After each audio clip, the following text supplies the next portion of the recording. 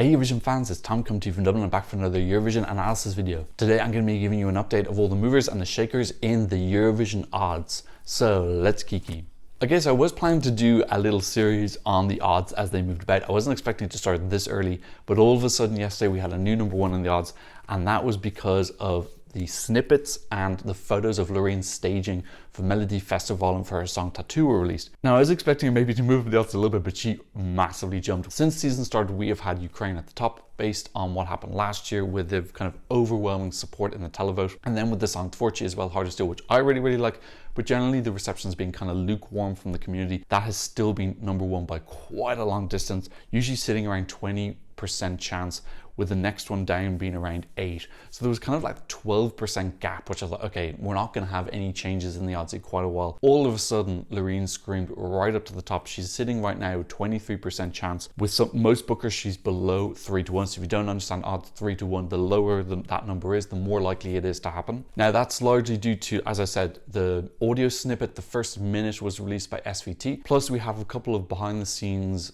journalists who have given their reviews of the song, which have been very positive. And then on top of that, last night we got some small visual snippets, which I tried to avoid, but it's much harder to avoid a visual snippet than it is. The audio ones I have avoided so far. I'm saving myself for Saturday. Visual ones I haven't been able to avoid.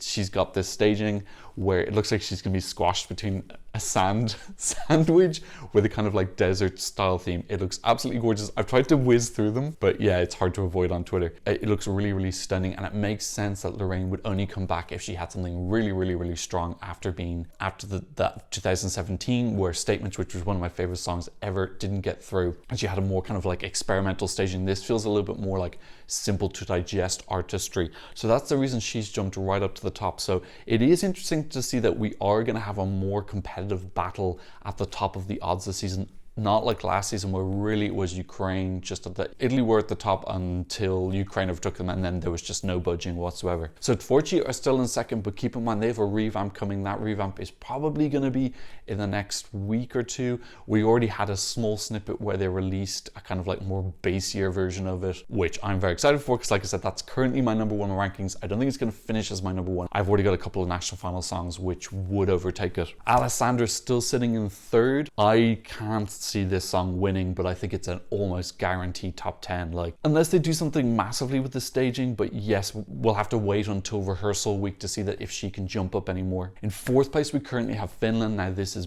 based on if Käärijä wins on Saturday in UMK. If we look at the UMK odds, he's currently sitting at 1-1 which is like very low odds.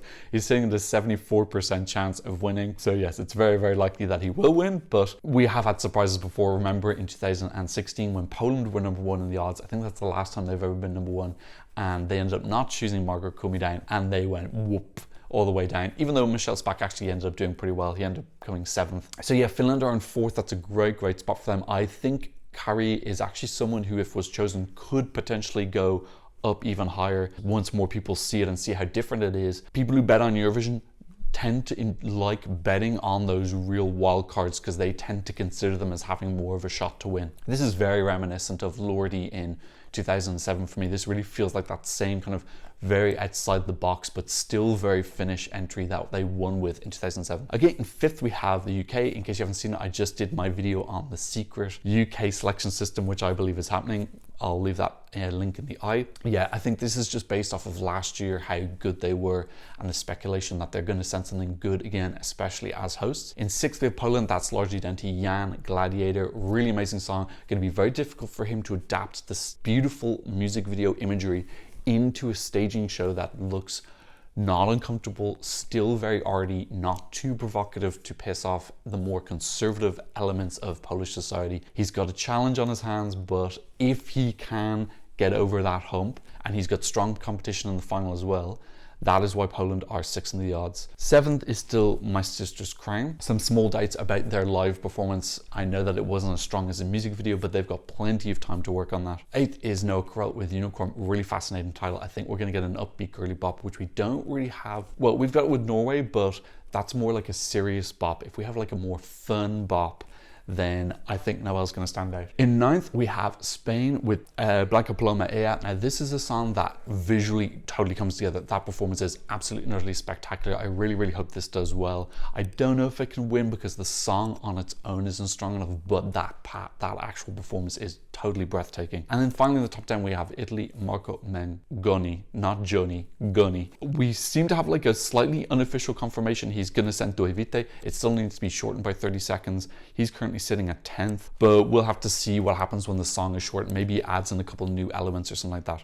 Okay, so outside the top 10, let's look and see if there are any big movers. Croatia continue their climb. They've been as low as 35th, which is second last, but they're currently up to 4th. They're still crawling towards the top 10. It is possible. I think when rehearsals are released, if they get it right, I think they could crawl up into the top 10. This is the kind of like out there, outside the box entry that could make it. The two most recent songs we've had this week, Australia are keeping their spot at 15th. Keep in mind that the odds do take it a little bit longer. If a song isn't received well, it does take quite a while for it to filter down because you kind of need everyone else below it to get votes to be overtaken. So it's not just, there's not so much a thing of voting against people. You can with Betfair Exchange, but generally for a song to move down, it takes a bit longer. And France came in at 11. They were actually sitting at 10th. I think France's odds will go up when the rehearsals come out and we see her performance. I think it's gonna be very elegant, very different, and I think the live is gonna elevate it, and I think that she could move up. Outside of that, no real big movers. Slovenia are slowly moving up. They were right down at the bottom at 36th, even after the song which was released, which I thought was very strange. So they've moved up to 29th now. It is a gradual process. They were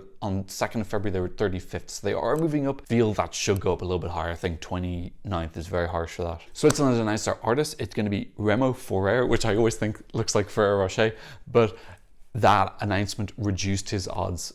People were not feeling that as an artist announcement, but we still have to wait for the song. That could change. Taya and Selena are sitting in 25th for Austria. Also watch out for that one. That is going to screw up the odds once Edgar Allan Poe, if that is the song title. I don't know if we're being punked. In case you haven't heard, there is a rumor going around that their song is going to be called or feature Edgar Allan Poe. It's going to be Dancy Girl Bop.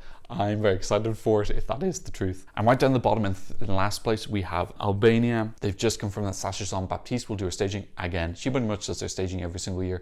Plus the song is having a revamp. I've heard that it's going to have some Turkish elements to it. They did the revamp in Istanbul. Yes, they definitely need that. If you're bottom of the odds, it's time to revamp. Okay, that's a summary of all the big movers and shakers in the odds right now.